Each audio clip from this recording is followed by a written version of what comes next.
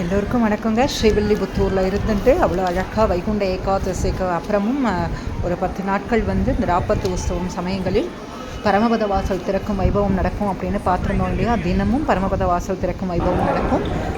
நேரில் வந்துலாம் சேவிக்க முடியல, வைகுண்ட ஏகாதசி அன்னைக்கெல்லாம் சேவிக்க முடியலனாலும் இந்த 10 நாட்கள் ரொம்ப அருமையான நாட்கள். இதை நம்ம வந்து பயன்படுத்திக்கிறது ரொம்பவே நல்லது. ஏன்னா அந்தளவுக்கு வைகுண்ட ஏகாதசி அன்னைக்கு இருக்கிற அளவுக்கு உண்டான கூட்டம் கொஞ்சம் கம்மியாக இருக்கும். அதுக்காக கூட்டமே இருக்காதுன்னு சொல்ல முடியாது, கொஞ்சம் கம்மியாக இருக்கும்.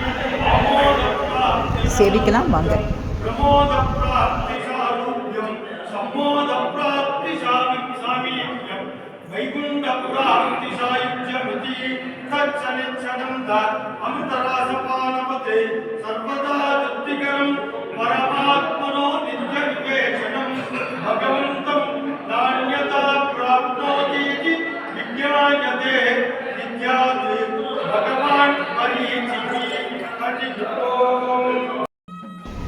ஆழ்வார்கள்லாம் எழுந்தள்ளி இருக்காங்க. இதோ இன்னும் கொஞ்சம் நேரத்தில் அந்த பரம்பதல் வாசல் திறக்கும் வைபவம் நம்ம சேவிக்க இருக்கோம். வாயினால் பாடி மனதினால் சிந்திக்க, நமக்கு ஆண்டாளை விட்டால் வேறு யாருங்க கத்தி? நமக்கெல்லாம் ஆண்டாள் தானே கத்தி. ஆண்டாளை மனசில் நினச்சிட்டு ஆண்டாள் சொன்ன மாதிரியே இதோ இப்போ நம்ம ஸ்ரீவில்லிபுத்தூரில் இருந்துட்டுருக்கோம். மனத்தினால சிந்திச்சுட்டே இதோ வாயினால் நம்ம ஸ்ரீவில்லிபுத்தூரில் பரம்பத வாசல் திறக்கும் வைபவம் சேவிச்சுட்டுருக்கோம் அப்படின்னு சொல்லி மனக்கண்ணால் நம்ம சேவிச்சுக்கலாம். அவ்வளோ அழகாக வீடியோவில் பார்த்துட்டே இருக்கோம். பரமபத வாசல் திறக்கும் வைபவம் முதல்ல பெரிய பெருமாள் எழுந்தருள்வார். அதற்கப்புறமாகத்தான் ஆண்டாலும் ரெங்கமன்னாரும் வருவாங்க. ஆச்சாரியனுக்கெல்லாம் ஆச்சாரியனாக இருக்கக்கூடிய பெரிய பெருமாள் முதல்ல வருவார். ஆமாம், எப்பயுமே வந்து ஆச்சாரியனோட துணையோடு தான் நம்ம வந்து பெருமாளை அடைய முடியும். நம்ம சாதாரணமாக பெருமாளை தேடி போகிறது எப்படின்னா, திக்கு திசை இல்லாத ஒரு காட்டில், திக்கு திசை தெரியாத காட்டில், அடர்ந்த மரங்கள் நிறைஞ்ச காட்டில், ஒரு இருட்டு பகுதியில் நம்ம வழி தேடி போகிறதுக்கு சமம். அதனால் எப்போயுமே குருவை முன்னிட்டு தான் போகணும். தாயார் பெரிய பெருமாள் இங்கே ரொம்ப அத்தனை அழகாக முதல்ல எழுந்தருளிக்கார். அதனைத் தொடர்ந்து தாயார் வருவா. ரொம்ப நல்லாயிருக்கும், சேவிக்கலாம்.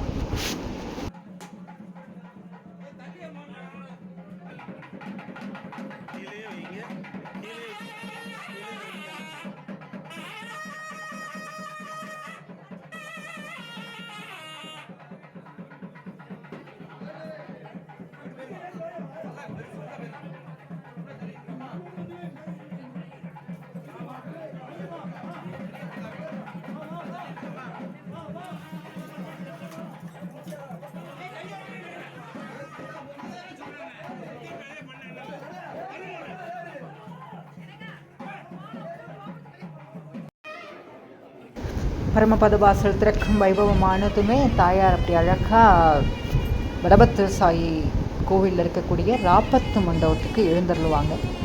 தாயார் மன்னார் பெரிய பெருமாள் அவ்வளோ அழகாக இருக்கும். அப்போ அறைய சேவை ஆகும், ரொம்பவே அழகாக இருக்கும். சேவிக்கலாம் வாங்க.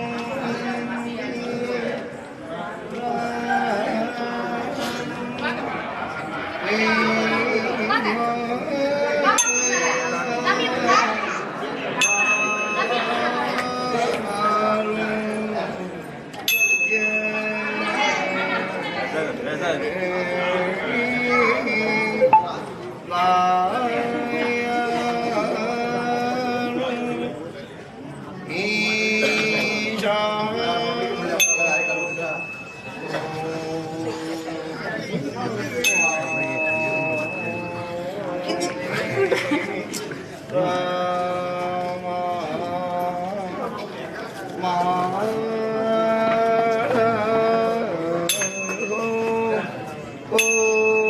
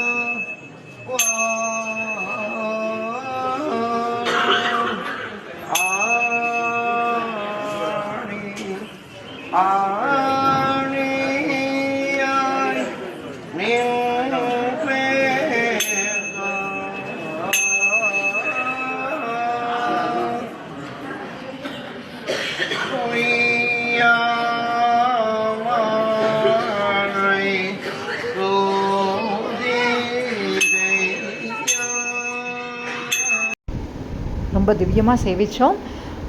இன்றைய தினத்திற்கான திருப்பாவை பாசுரம் பார்க்கலாம். பாசுரம் 22. அங்கன்மா ஞாலத்தரசர் அபிமான பங்கமாய் வந்து நில் பள்ளி கட்டிற்கீழே சங்கமிருப்பார் போல் வந்து தலை பெய்தோம். கிங்கினி வாய் செய்த தாமரை பூ போல் செங்கன் சிறு சிறிதை எம்மேல் போ விழியாவோ. திங்களும் ஆதித்யனும் எழுந்தார் அங்கன் இரண்டும் கொண்டெங்கள் மேல் நோக்குதியேல் எங்கள் மேல் சாபம் விழிந்தேலோ ரெம்பாவாய். தேங்க்யூ. ஆண்டாள் திருவடியே சரணம். ரொம்ப அழகாக திருப்பாவை பாசுரம் சேவிச்சிங்க. மிக்க நன்றி துருவன் லக்ஷ்மண். அடுத்ததாக இன்றைய விளக்கத்தை பார்க்கலாம் வாங்க. இன்றைய திருப்பாவை பாசுரத்திற்கு உண்டான ஓவியத்தை அவ்வளோ அழகாக நம்ம ஸ்ரீவில்லிபுத்தூர்லேருந்து அலமேலு ரங்கராஜன் அவ்வளோ அழகாக வரைஞ்சி அனுப்பியிருக்காங்க. தாயார் முதல் வரியில் சொல்கிறா, அங்கன்மா ஞாலத்தரசர் அப்படிங்கிறா. ஞாலம்னா உலகம். இந்த உலகத்தில் இருக்கிற எல்லா அரசர்களையும் சொல்கிறா. 64 தேசாதிபதிகள், பிரபஞ்சத்தில் இருக்கிற அரசர்கள் எல்லாரையுமே சொல்கிறா.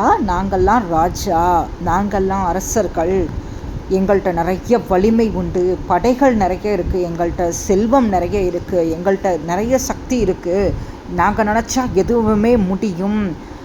ஏன்னா அவளோட செல்வத்தினாலையும் பதவியினாலையும் நாங்கள் உயர்ந்தவர்கள், நாங்கள் தான் ராஜாக்கள், நாங்கள் தான் அரசர்கள்னு தன்னைத்தானே சொல்லிக்கிறா. தன்னைத்தானே நினச்சி ரொம்ப பெருமையும் பட்டுக்கிறாங்களாம். அங்கன்மா ஞாலத்தரசர் அபிமான பங்கமாய் அப்படின்னு சொல்கிறா. இதனாலெல்லாம் நாங்கள் தான் பூமியில் சிறந்தவர்கள், இந்த நாட்டுக்கு ராஜா, நான் இந்த தேசத்துக்கு சக்கரவர்த்தி அப்படிலாம் சொல்லிக்கிறாங்க இல்லையா. அவங்கெல்லாம் நீ தான் இந்த பூலோகத்தோட நாயகன், நீ தான் எல்லாவற்றிற்கும் தலைவன், இந்த லோகத்துக்கு மட்டும் இல்லை எல்லா லோகத்துக்கும் நீதானப்பா தலைவன் என்பதை உணராமல் அவங்கெல்லாம் பேசினாங்க. அதுக்கப்புறம் அவங்களால வலிமை போனதுமே அவங்க என்ன சொல்கிறாங்க, நீதான் தலைவன்கிறத உணர்றாங்க. ஒரு சமயத்தில் அவர்களால் எதுவுமே முடியாது, எல்லாமே நீதான், வடபத்திர சாயி தான், பெரிய பெருமாள் தான் அப்படின்னு உணரும் பொழுது அபிமான பங்கமாய் வந்து நின். அவங்களோட அபிமானமெல்லாம் பங்கமாயிடுதான். இதெல்லாம் தப்பு. இந்த லோகமே பெரியாழ்வார் சொன்னாரே, பரதத்துவத்தை நிர்ணயம் பண்ணுறாரு. யாருக்குள்ளே தொடங்கி யாரால் இந்த உலகம் யாரால் சிருஷ்டிக்கப்பட்டு யாரினில் இருந்து இந்த உலகம் தொடங்கி யாருக்குள்ளே இந்த உலகம் மறுபடியும் முடிகிறதோ அதுதான் பரதத்துவம், அதுதான் பரம்பொருள் அப்படின்னு பெரியாழ்வார் நிர்ணயம் பண்ணார்.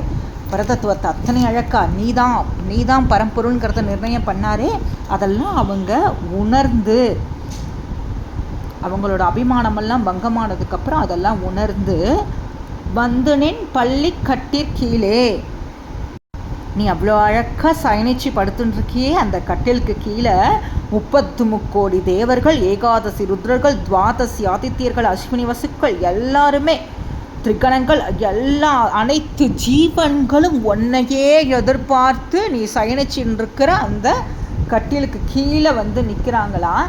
சங்கம் இருப்பார் போல் தலைப்பெய்தோம். சங்கம்னு சொல்கிறாளே தாயார், கூட்டமாக வராங்களாம். எல்லாமே நான் தான் அப்படின்னு அபிமானமாக சொல்லிட்டு இருந்தவங்கெல்லாம் இப்போ கூட்டமாக சங்கம் இருப்பார் போல் கூட்டமாக தேடி உன் அபிமானத்தை எதிர்பார்த்துட்டு நிற்கிறாங்க. அதை போல் நாங்கள் என்ன செய்கிறோம், தலை வைத்து சேவிக்கிறோம், தலை பெய்தோம், நாங்களும் தலை வச்சு சேவிக்கிறோம்ப்பா. ஆனால் அந்த மாதிரி இல்லை. அவங்கெல்லாம் அபிமானமாக சொல்லிட்டாங்க, நாங்கள் தான் ராஜா, எங்களுக்கு தான் எல்லாம் தெரியும், நாங்கள் வச்சது தான் சட்டம், எங்கள் கையில் அதிகாரம் இருக்குது, எங்கள் கையில் பதவி இருக்குது, எங்களுக்கு பெருமைகள் இருக்குது, செல்வம் இருக்குது, வசதி இருக்குலாம் சொல்லிட்டு இருந்தாங்களே, அவங்கெல்லாம் உங்ககிட்ட இப்போ என்னது, நீ தான் பரம்பொருள், உனக்குள்ளே தான் எல்லாமே ஒன்னால தான் கிடச்சது அப்படிங்கிறத உணர்ந்து உங்ககிட்ட நிற்கிறாங்க. ஆனால் நாங்கள் அப்படி இல்லைப்பா, அவங்களும் நாங்களும் ஒன்றா தான் நிற்கிறோம், கூட்டத்தோட கூட்டம். அதுக்காக அவங்களோட எங்களையும் நினச்சிடாத.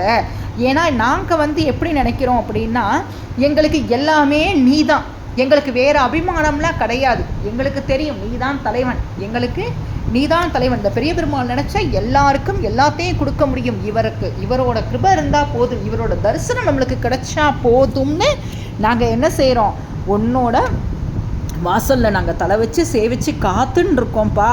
அதனால் அவளை மாதிரி தான் நாங்களும் அபிமானமாக இருந்தோன்னு நினைக்காத, எங்கள் அபிமானம் எல்லாம் ஒன்றை மட்டும்தான், நீ தான் கத்தின்னு நின்றுருக்கோம் நாங்கள் அப்படின்னு தாயார் சொல்கிறாளாம். அடுத்த வரியில் சொல்கிறா, கிங்கினி வாய் செய்த தாமரை பூ போல. தாயார் எவ்வளவு அழகாக சொல்கிறா பாருங்களேன். தாயார் மாதிரிலாம் யாராலையும் கவிதையெல்லாம் சொல்ல முடியாது. என்னங்க தாயார்னா, நம்ம தாயார் அப்படி ரசித்து இயற்கை அவ்வளவுதானே கொண்டாடுறா. இறைவன் படைத்த எல்லா பொருட்களுமே அத்தனை அழகுன்னு தாயார் ரசிக்கிறாளே. அந்த பெரிய பெருமாளை எல்லா இடத்துலையும் பார்க்குறேன்னு சொல்கிறாளே. கண்ணன் தான் எல்லா இடத்துலையும் கண்ணன் இருக்கான்னு ரசிக்கிறாளே தாயார். எப்படி சொல்கிறா, கிங்கினி வாய் செய்த தாமரை பூ போட. அந்த தாமரை பூ இருக்கு இல்லையா, மொட்டு மலரும் பொழுது ரொம்ப அழகாக கிங்கினி வாய் போல இருக்குமா. கிங்கினா என்ன, அந்த சல்லங்கையில் முத்து இருக்கும் இல்லையா, அந்த முத்தில் ஓசை வரணுங்கிறதுக்காக சின்னதாக ஒரு குட்டி கேப் இருக்கும். ஏன்னா ரொம்ப க்ளோஸ்டாக இருந்ததுன்னா அந்த சலங்கையில் ஒளி வராது. அதனால் ஒரு சின்ன ஒரு கீரல் மாதிரி போட்டிருப்பாங்க அந்த கிங்கினி வாய். அந்த மாதிரி இருக்கும் அந்த தாமரைப்பூ. சரி, இந்த தாமரைப்பூவை ஏன் சொல்கிறான்னா, அடுத்த வரியில் சொல்கிறா, செங்கண் சிறுக சிறதே எம்மேல் விழியாவோ. தாயார் சொல்கிறா, இந்த தாமரைப்பூ மாதிரி, அந்த குட்டி தாமரைப்பூ மலரும் போது எப்படி இருக்குமா, கிங்கினி வாய் மாதிரி இருக்குமா.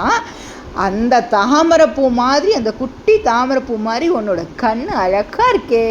தாமரை மலர் போல கண்கள். அப்படி வடபத்திர சாயை பார்த்தீங்கன்னா அழகாக இருக்கும். கண் அத்தனை அழகாக இருக்கும், நல்லா அகலமாக. அப்பா பார்த்தோம்னா போதும், வடபத்திர சாயை விட்டு பிரிஞ்சு வரத்துக்கு மனசே இருக்காது. தாயார் அப்படின்னா ரசிக்கிறான். அந்த அகலமான கண்கள் அப்படி தூங்கி எந்திரிக்கும் போது குட்டி குட்டியாக அழகாக, அந்த குட்டியான கண்கள் அப்படி மெல்ல திறக்கும் பொழுது அத்தனை அழகாக இருக்குமா. நீ என்ன செய்யணுமா, மெல்ல மெல்ல தர. நீ உடனே எங்களுக்கு வா, நாங்கள் பாவை நோன்பு இருக்கோம், எங்களுக்கு உடனே நீ நீ என்ன செய்ய, நீ எங்களுக்கு கிருபை பண்ணு அப்படிலாம் நாங்கள் உன்னை கேட்கலப்பா. மெல்ல எங்களை பார்க்கக்கூடாதா, கொஞ்சம் உன்னோட ஓரக்கண்ணால் பார்க்கக்கூடாதா, நீ அப்படி பார்த்தாலே போதுமே, எங்களுக்கு நற்கதி கிடச்சிருமே. தாயார் சொல்கிறா, நீ லேசாக மெல்லமாக திறந்து பார்த்தாலே போதுமே, எங்களுக்கு சகல சௌபாக்கியமும் கிடச்சிருமே, நீ தானே எல்லாத்துக்கும் ஆதாரம் அப்படின்னு தாயார் சொல்கிறா. நீ அப்படி ஸ்நேகத்தோட ஒரு அழகாக அந்த குட்டியாக இந்த தாமரைப்பூ அளவுக்கு உன் கண்ணை மெல்ல திறந்து எங்களை பாரேன், பெருமாளை எழுந்துருன்னு சொல்லி பிரார்த்திக்கிறா தாயார். உன்னோட கிருபையால், உன் அன்பால் நீ எங்களை பார்க்க மாட்டியா அப்படின்னு சொல்கிறா. அடுத்த வரியில் சொல்கிறா, திங்களும் ஆதித்யனும் எழுந்தார் போல். திங்கள்னா சந்திரன் ஒரு பொருள், ஆதித்யன்னா சூரியன்.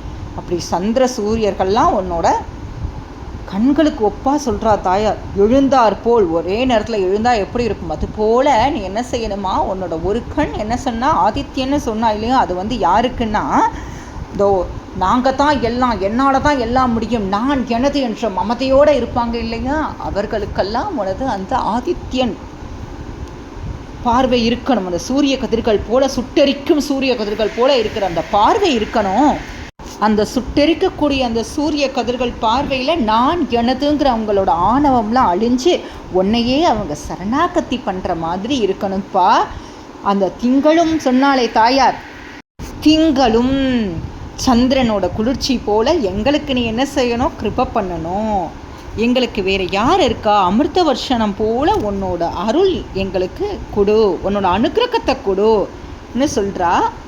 ஏன்னா நாங்கள்லாம் உன்னை மட்டுமே தான் அபிமானமாக நினச்சிண்டு உன் கோவில் வாசலில் நாங்கள் நிற்கிறோம். எங்களுக்கு உன்னோட கிருபை கொடு, உன்னோட அருளை கொடு. அங்கன் இரண்டும் கொண்டு எங்கள் மேல் நோக்குதியேல். தாயார் சொல்கிறா, ஏன்பா எங்கள் மேலே உள்ள குற்றத்தை எல்லாம் களைஞ்சிடும். நாங்கள் தெரிஞ்சோ தெரியாமலோ, ஏன்னா எங்களுக்கு அந்தளவுக்கு அறிவு கிடையாது, ஏதாவது தெரியாமல் நாங்கள் தப்பு பண்ணியிருப்போம். அந்த தவறுகளை எல்லாம் களைஞ்சிட்டு நாங்கள் பண்ண நல்லதை மட்டுமே எடுத்துட்டு எங்கள் மேலே இருக்கிற குற்றத்தை எல்லாம் நீக்கி நாங்கள் பிறந்த பலன் அடையும்படியாக செய்ப்பா அப்படின்னு தாயார் கேட்குறா. எங்கள் மேல் சாபம் இழிந்தேலோர் எம்பாவாய். சாபம்னு சொல்கிறா, கர்ம வினைன்னு சொல்கிறாளே. அப்பா என்ன பாவம் பண்ணா, என்ன கஷ்டம் இவாளுக்கு அப்படின்னா, லோக்கத்தில் நாங்கள் ஏதோ தெரிஞ்சோ தெரியாமலையோ நாங்கள் பண்ணியிருப்போம் இல்லையா, அந்த பாவங்கள்லாம் நீ என்ன செய்யணும், உன்னோட அருட்கடாட்ச பார்வையால் நீ என்ன செஞ்சிடு, அதெல்லாம் நீக்கிடுப்பா, எங்களுக்கு நீ அருள் கொடு, கிருபை பண்ணுன்னு தாயார் என்ன செய்கிறா, அவ்வளோ அழகாக பெருமாள்கிட்ட பிரார்த்தனை பண்ணிக்கிறா.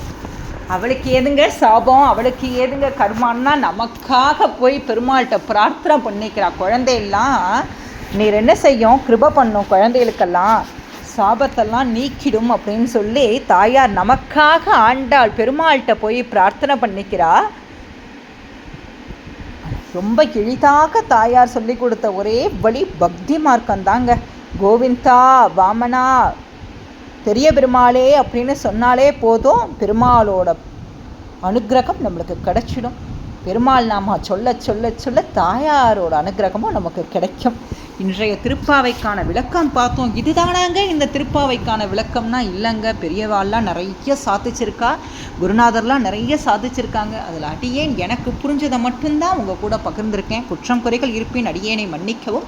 இன்றைய திருப்பாவைக்கான பாசுர கோலம் ரொம்ப அழகாக ஓவியத்தை நம்ம ஸ்ரீவில்லிபுத்தூர் இருந்து அலமேலு ரங்கராஜன் மாமி ரொம்பவே அழகாக வரைஞ்சி கொடுத்துருந்தாங்க. மிக்க நன்றி அலமேலு ரங்கராஜன் மாமி. அடுத்ததாக மார்கழி கோலங்கள் பகுதியில் பார்க்கலாம். ஆர்ஆர் நகர்லேருந்து ஈஸ்வரி செல்வம் அவர்கள் வரைந்து அனுப்பிய ஒரு அழகான வண்ண பறவை கோலத்தை தான் பார்த்துட்ருக்கோம். ரொம்பவே அழகாக இருக்குது. வண்ண வண்ண பறவைகள் பார்ப்பதற்கு அத்தனை அழகாக மனதிற்கு மகிழ்ச்சியாகவும் இருக்குது.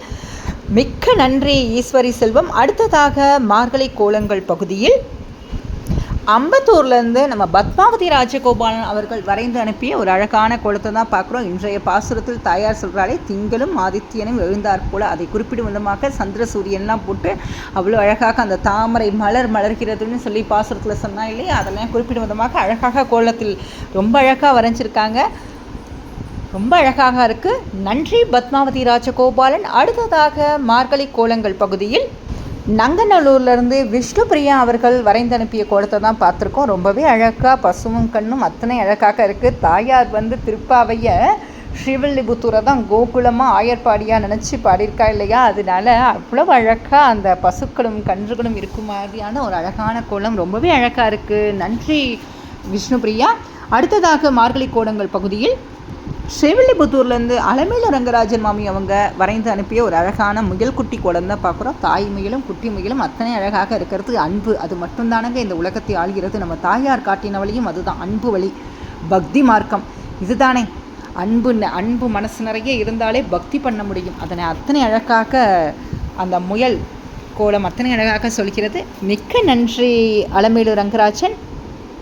தினமும் வைகுண்ட ஏகாதசியை தொடர்ந்து பரமபத வாசல் திறக்கும் வைபவம் நடக்கும் அப்படின்னு சொல்லியிருந்தோம் இல்லையாங்க. நாளைய தினம் 7/1/2026 9ஆம் திருநாள் பரமபத வாசல் திறப்பை முன்னிட்டு தாயார் புறப்பாடு நாளைய தினம் மட்டும் காலை 9 மணிக்கு நடைபெறுங்க. ஏன்னா நாளைய தினம் பிரியாவிடை உற்சவம். தாயார் அவ்வளவு அழகாக பெரிய பெருமாள் சன்னதிக்கு எழுந்தருளுவாங்க. பிரியாவிடை உற்சவம்னா என்ன, ஏன் சிறப்பு, வேறு எந்த திவ்ய தேசத்துலையும் இந்த உற்சவத்தை ஏன் பார்க்க முடியாது, எல்லாத்தையுமே நம்ம அடுத்த வீடியோஸில் நம்ம பார்க்கலாம். கூடியிருந்து குழந்தையில் ரொம்பவாய்ங்க எல்லாரும் ஒன்றா இருந்து சேவிப்போம். தாயாருக்கு எப்பயுமே ஒற்றுமையாக இருந்தால் தான் பிடிக்கும். அதனால தான் அவள் மட்டுமே பெருமாளை அனுபவிச்சுக்கணும்னு நினைக்கல, எல்லாரையும் வாங்கன்னு கையை பிடிச்சி கூட்டிகிட்டு போய் திருப்பாவை பாடினா வாய்ப்பு இருக்கிறவங்க அவசியம் இந்த பிரியாவிடை உற்சவத்தை நேரில் சேவியுங்க. பிரியாவிடை உற்சவத்தின் பொழுது தாயார் திருமுக மண்டலம் பேசும், ஜொலிக்கும். அப்படியே நம்மக்கிட்ட அவ்வளவு அழகாக பேசுவோம். அந்த மாற்றத்தை நீங்கள் கண்டிப்பாக அவசியம் நேரில் பார்க்குறப்ப உணர முடியும். நாளைய தினம் நம்ம பிரியாவிடை உற்சவத்தையும் நம்ம சேவிக்கலாம். இது வரைக்கும் சேனல் சப்ஸ்கிரைப் பண்ணாதவங்க சப்ஸ்கிரைப் பண்ணிக்கோங்க. பக்கத்தில் இருக்கிற பெல் ஐக்கான் கிளிக் பண்ணிக்கோங்க. அப்போ தான் நம்ம போகிற எல்லா வீடியோஸும் உடனுக்குடனே உங்களுக்கு விசிபிள் ஆகும். இன்றைய திருப்பாவை பாசுரம் பாடல் கேட்கலாம் வாங்க. கலை வளர்மணி உமா சந்திரசேகர் அவர்களது குரலில் கேட்கலாம். அங்கண் மாஞாலத்து அரசர் அபிமான பங்கமாய் வந்து நின் பள்ளி கட்டி கீழே